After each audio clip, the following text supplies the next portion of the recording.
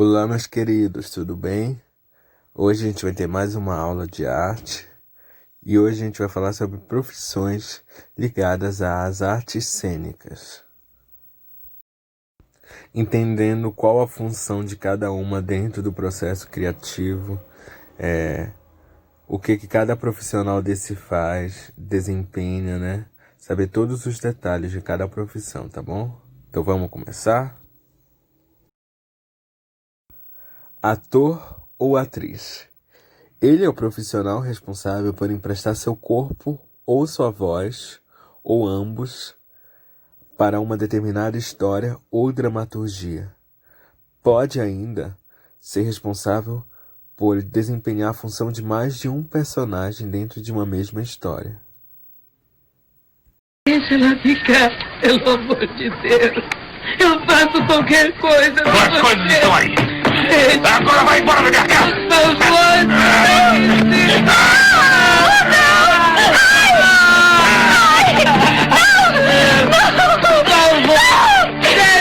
quero ela longe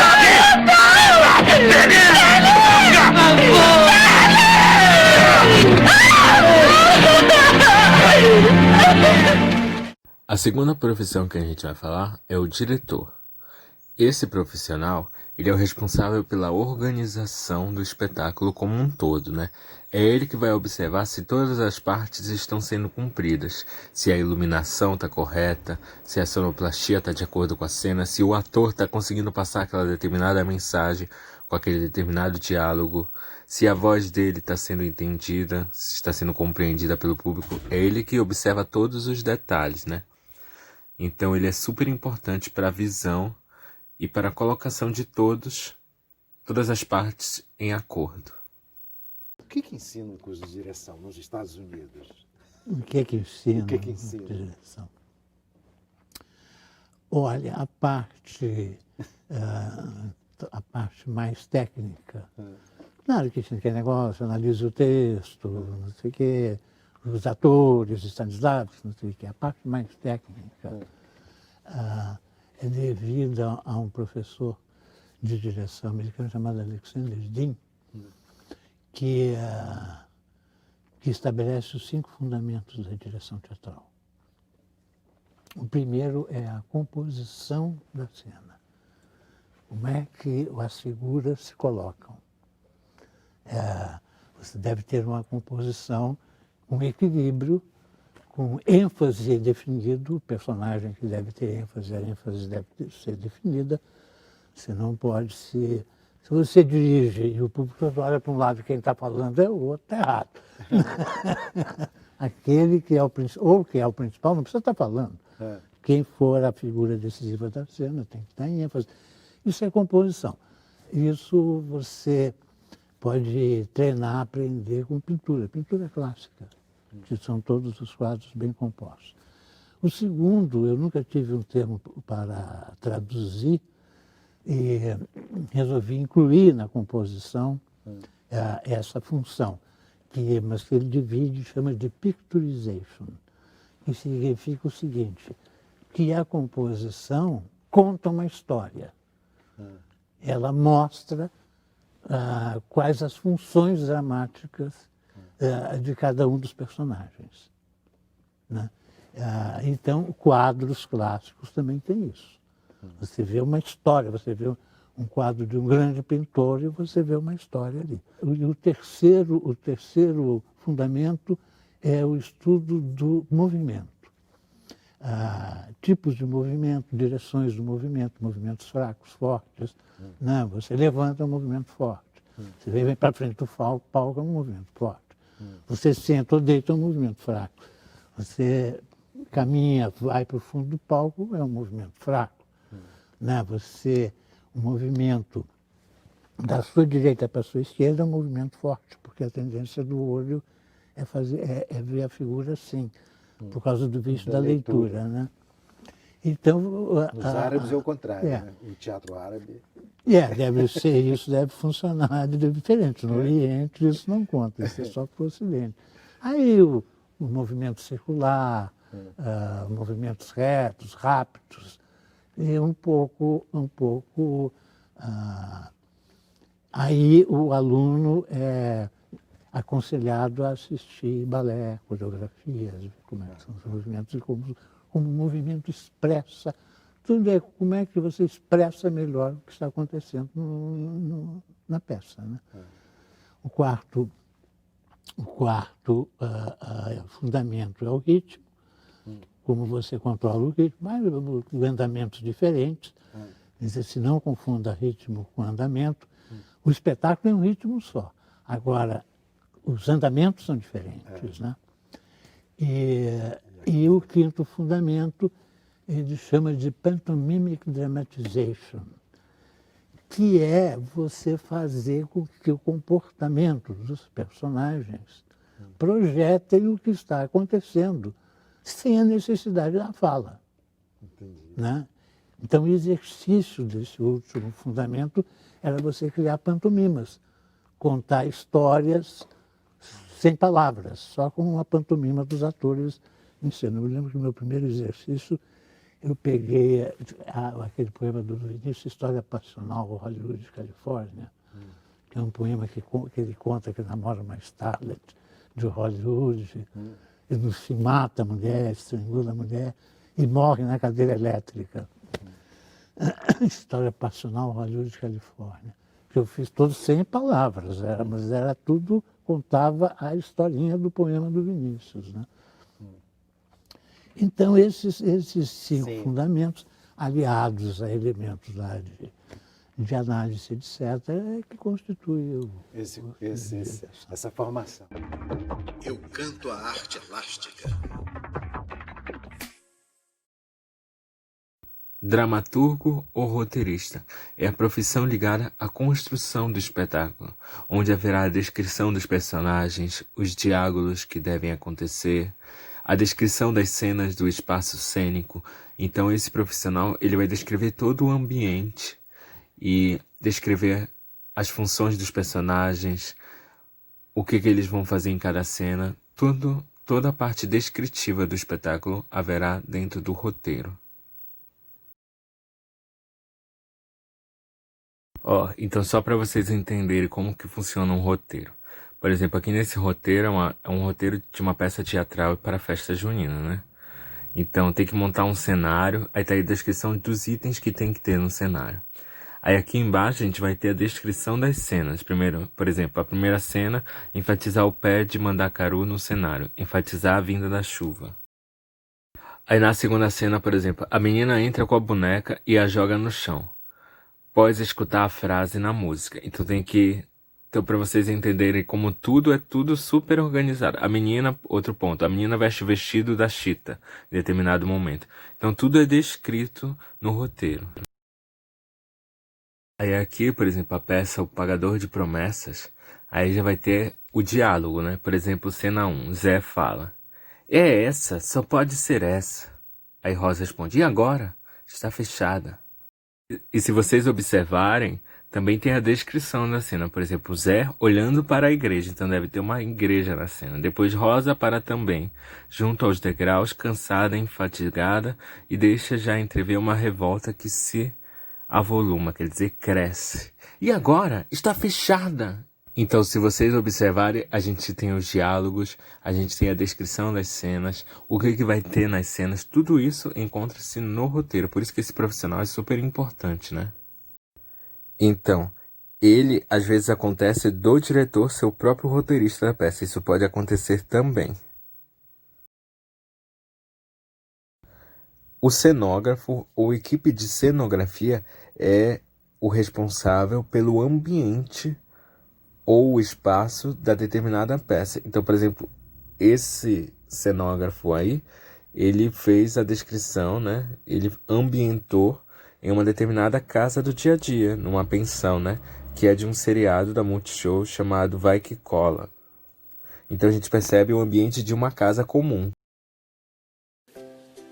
O que é a cenografia? Bem, para explicarmos, vamos começar pela origem. Vamos utilizar o Uoli para nos ajudar nessa explicação. Desde a Grécia Antiga, são utilizados elementos cenográficos e a arte do adorno ao teatro, mas pode-se dizer que ela passa a configurar-se como um mercado a partir da Renascença do século XX, em que telas eram desenhadas e pintadas em perspectivas. Desde então, as técnicas só evoluíram e, em 1967, foi inaugurado um evento específico para o setor, a Quadrienal de Praga. A cada 4 anos, profissionais da área reúnem-se para discutir os caminhos da cenografia e apresentar os seus melhores projetos. Mas espera aí! Existem profissionais exclusivos da cenografia? A cenografia era uma linha da arquitetura e da decoração de interiores, mas há pouco tempo segmentou.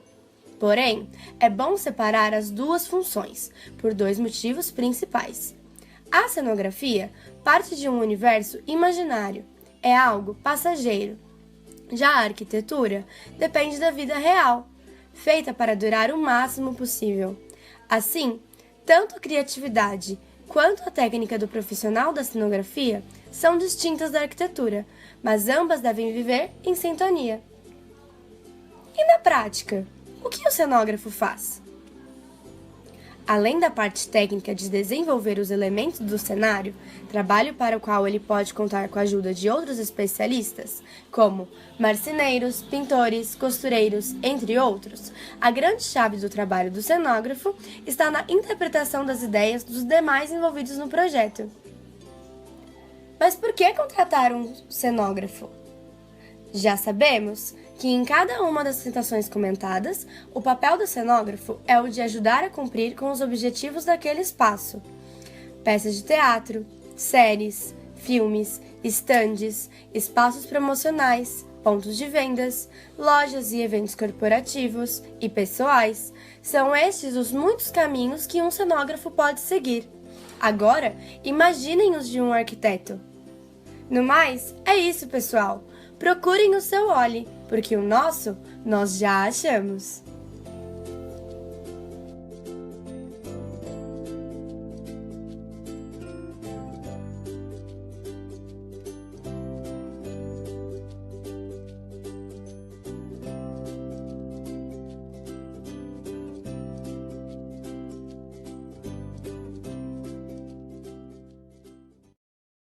O iluminador é a profissão responsável por criar as luzes do espetáculo, né?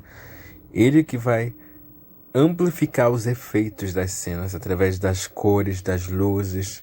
Por exemplo, se for de dia vai ser mais claro, se for de noite vai ter uma luz mais escura. Então tudo isso é criado pelo profissional da iluminação.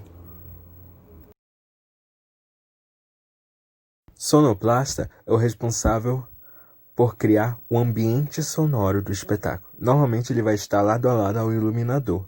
Os dois vão trabalhar juntos numa cabine, geralmente, comandando a iluminação com o técnico de iluminação e o som com o técnico de sonoplasta, né? Um exemplo é se, por exemplo, houver uma cena de tiroteio. O sonoplasta, ele vai criar todo o ambiente, né? O barulho dos tiros, a perseguição, tudo isso com um som vai ser amplificado, tornando aquela cena mais rica de interpretação e significação para os atores e para o público.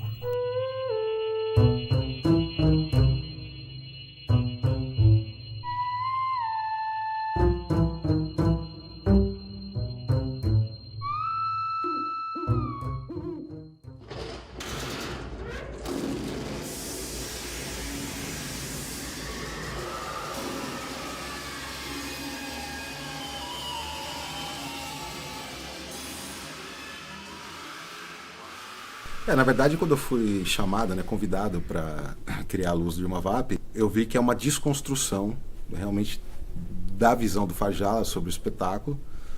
E aí eu falei, cara, eu tenho que desconstruir essa luz, né? Então ela tem que ser desconstruída. É uma luz teoricamente assimétrica, né? É uma luz que ela conversa e ela dialoga com o espetáculo. Tem muito trovão nesse espetáculo, tem muita cena de trovão, mas são trovões que não são convencionais, né? Eles acontecem aqui, acontecem ali. Eu particularmente pensei em tonalidades que pudessem compor cenário, figurino, pele, de uma forma que também não comprometesse o trabalho dos atores. E acho que é uma coisa que pode ficar bem bacana, assim, e acho que está dando certo. E essa foi a primeira vez que eu me distanciei totalmente da Luz. A única coisa que eu disse para ele é que eu queria Pimbim. A única coisa. E dei como referência para ele A Morte do Demônio, o filme dos anos 80. E ele, através disso, ele criou essa atmosfera. Lobisomem!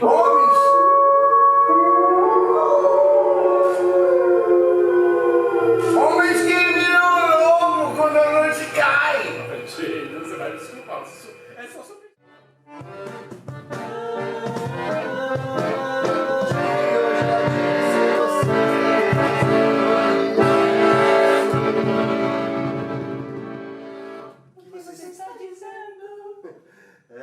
Nossa primeira referência musical que a gente trouxe foi de um filme chamado Pague para Entrar, Reze para Sair, que é de 1981, se não me engano.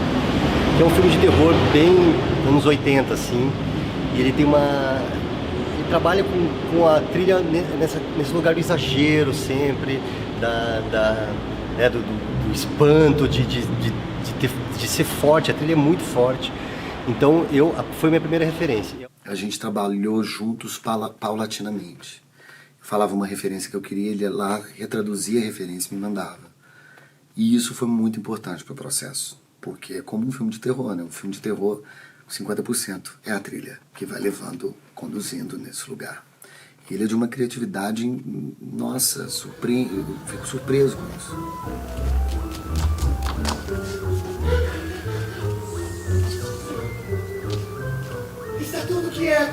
Que a ideia é que a música seja um personagem mesmo dentro da peça. Isso o Fajala falou muito, desde o começo ele pediu isso pra mim. A música é quase um personagem dentro da peça, porque ela interage, ela cria os ambientes para as cenas acontecerem e interage também com os personagens. Então ela tem uma responsabilidade muito grande da trilha na construção dramática mesmo do espetáculo.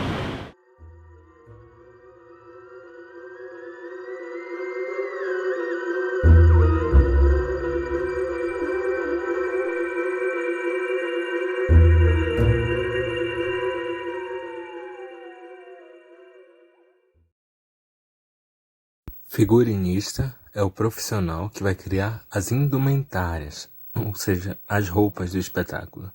Por exemplo, se for uma peça de época, então vai ter que pensar nas roupas de uma determinada época. Se for animais, é um outro tipo de roupa. Então tudo isso vai ser criado pelo profissional do figurino ou figurinista. Maquiador é o responsável pela criação do rosto, da maquiagem, né, do determinado personagem. Por exemplo, se for um animal, vai ter que pensar nas características do rosto de um animal e ser recriado através da maquiagem. Se tiver uma ferida, se tiver um determinado machucado, então tudo isso vai ser viabilizado também pelo maquiador. Ele é o responsável de dar realidade àquela determinada cena que precisa de um ajuste de maquiagem.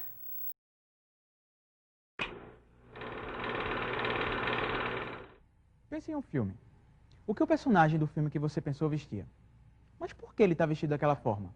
Como tudo em cinema, a roupa e os acessórios dos atores têm uma razão, uma justificativa, que depende da época e do contexto de cada roteiro. Eu te convido para conhecer junto comigo a função do figurinista. Pode ser de época, futurista, contemporâneo, realista, simbólico ou fantasioso. A função do figurino é indispensável para entender o local, tempo que se passa a história e as características de cada personagem, transformando o ator em algo que ele não é e ajudando cada vez mais na credibilidade das cenas. Primeiro, o figurista tem que saber o filme que ele está fazendo. Ele tem que ler o roteiro e conversar com o diretor do filme, diretor de arte, e ele saber que filme ele está fazendo. Ele tem que conhecer os personagens, assim, detalhes do personagem.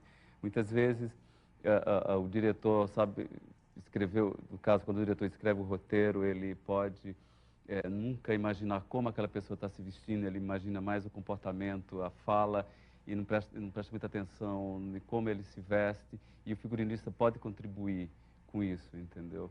Porque é importante você saber do caráter, você saber várias características do personagem para poder você contar a história. O figurinista ajuda a contar a história de um filme. E para completar o figurino, ainda tem a maquiagem, que ajuda ainda mais na construção dos personagens. E quem cuida da maquiagem é o maquiador. Quando se pensa em maquiagem, logo vem à cabeça belas mulheres, batons e muitas cores. Mas no cinema, maquiagem é mais que isso. A maquiagem no cinema tem como função criar os aspectos imagéticos necessários, de acordo com o perfil de cada personagem. Tem de estar de acordo com o figurino e o cenário também. Does she have to look surprised all the time?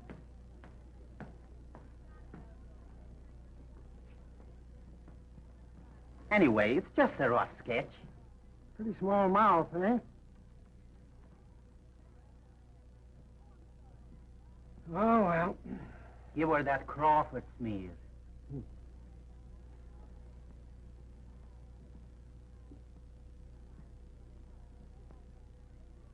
This will give her that deep, yeah.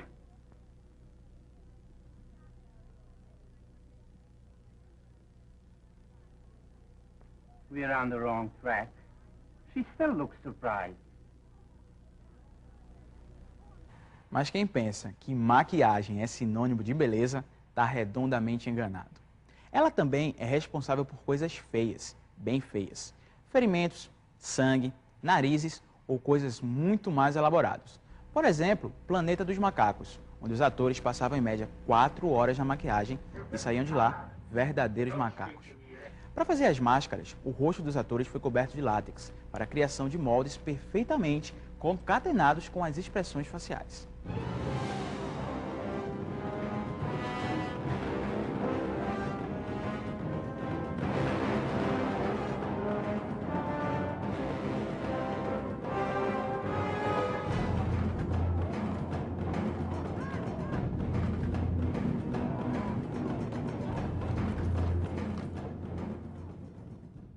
Boris Karloff, o ator que interpretou Frankenstein no cinema em 1931, preferia dormir maquiado do que ter que refazer todo dia.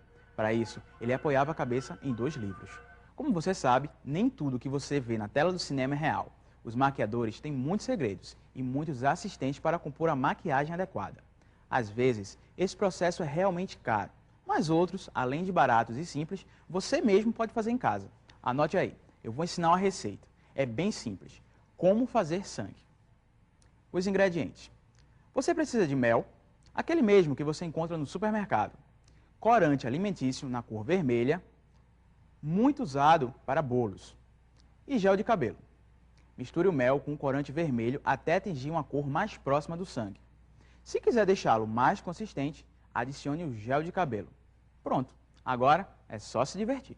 Quem tava com a carga? Eu sou estudante. Fala, você é o quê? Eu sou estudante. Você é estudante? Ele é estudante, ele pode. Quem é aqui, estudante?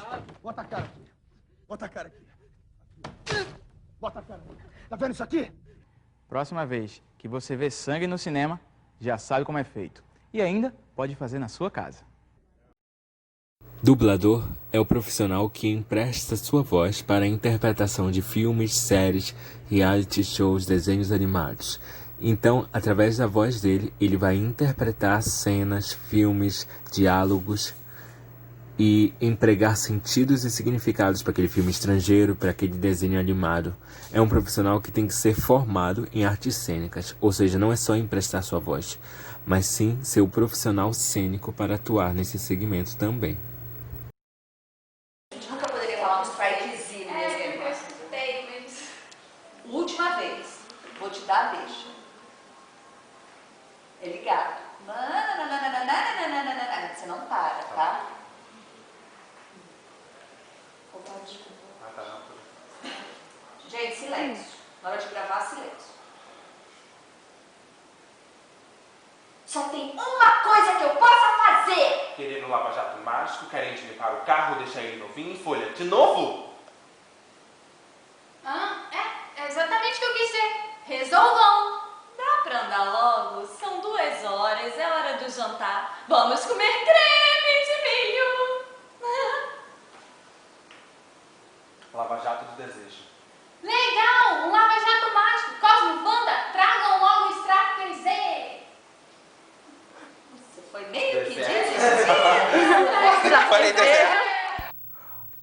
Produção teatral é todo profissional que vai ajudar na composição da peça. Então, desde o orçamento, desde quantos copos vão entrar na cena do jantar, responsáveis pela mudança e troca de figurino durante uma cena e outra, a mesa que vai entrar em determinada cena. É o profissional que está por detrás da peça teatral acontecendo. Ele vai dar suporte aos atores, ao diretor, à equipe de iluminação. Então tudo isso vai entrar em conjunto com a peça teatral. É esse profissional. Professor de teatro é o profissional responsável por ensinar atores a se profissionalizarem, né? Então, ensinando as técnicas existentes, como, por exemplo, a técnica Stanislavski de interpretação, Meisner, entre outras. É ele que vai ensinar a preparação para um espetáculo, todos os aspectos referentes à interpretação em câmera, em teatro, em cinema, cada uma das especificidades. Existe alguma coisa nesse maldito hospital que está matando as nossas mulheres. Um inimigo invisível. Por que as pessoas não discutem ciência nos bares? Todo mundo discute política, todo mundo discute televisão, todo mundo discute educação, mas ninguém discute ciência.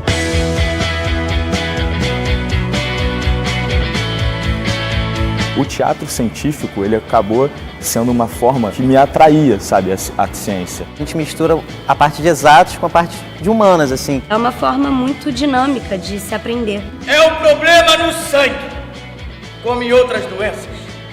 Há alguns anos eu já venho desenvolvendo um trabalho que associa o teatro à ciência. Nós chamamos esse trabalho de núcleo de teatro científico. A gente queria mostrar a ciência como uma construção humana, feita por seres humanos que estão inseridos no contexto histórico e tentar tirar as barreiras entre as matérias. Essa coisa de, eu sou das áreas de humanas, eu sou das áreas exatas, então eu não aprendo história e não aprendo física, não. O que a comunidade médica pensaria sobre a hipótese dos médicos serem os agentes da morte e não da vida? Nós super apoiamos a iniciativa do professor Márcio Medina. Existe resistência à sala de aula. Por isso, pensar estratégias diferenciadas para que o aluno venha com muito mais vontade. Medina, assim, ele é um dos caras que eu vejo assim, que mais fez nascer uma nova forma de se ver a ciência. Foi ele que deu esse start para começar, né? Trouxe o Clayton, que é o nosso diretor. A gente aprende muito com eles, né? Eu acho que o maravilhoso disso foi que ele conseguiu integrar nas ciências as pessoas que não gostavam das ciências. E eu era um desses, que não gostava e não queria nem ver perto. Se torna divertido aprender ciência, né?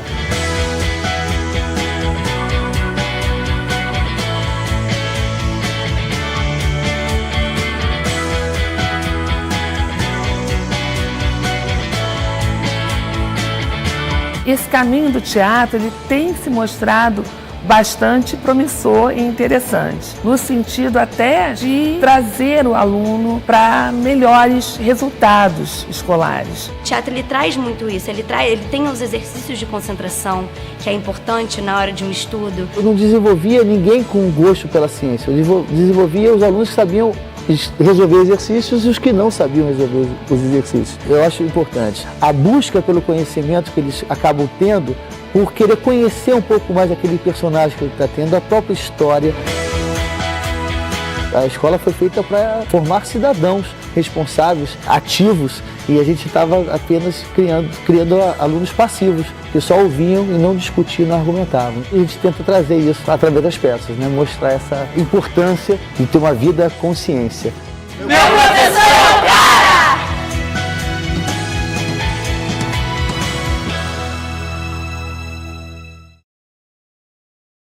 Então, agora que a gente já terminou o vídeo, vou falar sobre as atividades.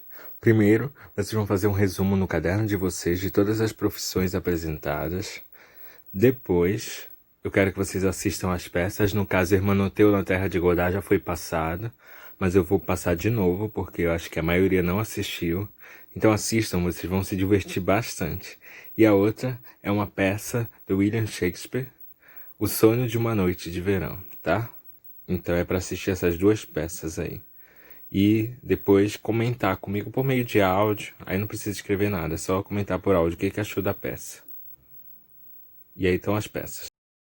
Então até a próxima aula, obrigado por terem assistido. Beijos a todos. Professor Carlos.